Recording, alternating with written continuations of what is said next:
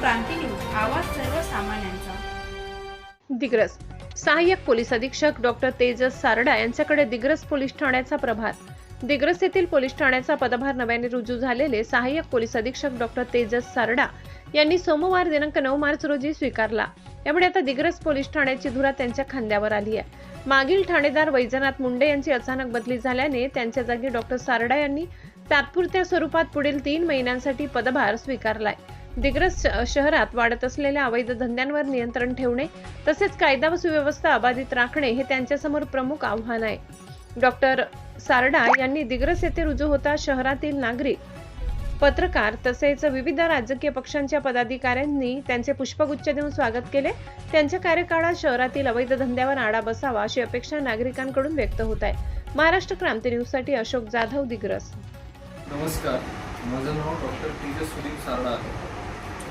मी एक IPS अधिकारी आहे आणि सध्या दिग्रस पोलीस स्टेशनचा चार्ज माझ्याकडे मागच्या 9 मार्चपासून आहे।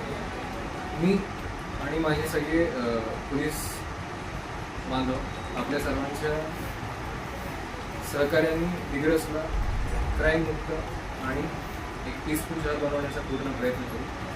पोलीस स्टेशनचे दरवाजे तुमच्यासाठी नेहमी उघडे आहेत। तुम्ही इकडं निसंकोचपणे यावं आणि जे तुम्हाला तक्रार आहे ते द्यावे। जर दिग्रसमध्ये आपल्या हद्दीमध्ये कुठेही गैरप्रकार चालू असतील तर मी आवाहन करतो की तुम्ही ते आमच्यापर्यंत पोहोचावं। आम्ही त्याच्यावर कडक कारवाई करू आणि आमच्याकडून तुमची ही आमच्याकडून अपेक्षा अशी आहे नागरिकांची की जेव्हा आम्ही त्यांना आवाहन करतो की तुम्ही या कायद्यांचे पालन करावे, या गोष्टींचं अंमल करावा, तेव्हा तुम्हीही त्याच्यावर आमचं ऐकलं पाहिजे। आम्ही तुमच्या कंप्लेंट्स घेऊन त्याच्यावर कारवाई करू आणि तुम्ही आमच्या आवाहनाच्या, आमच्या सूचनांचं पालन करू। दिग्रसला चांगला अजून याच्यापेक्षा प्लेस बनवूया सो दॅट आपल्या सगळ्यांसाठी, आपल्या नवीन जनरेशनसाठी, पुढच्या पिढीसाठी चांगला पाठिंबा पडेल।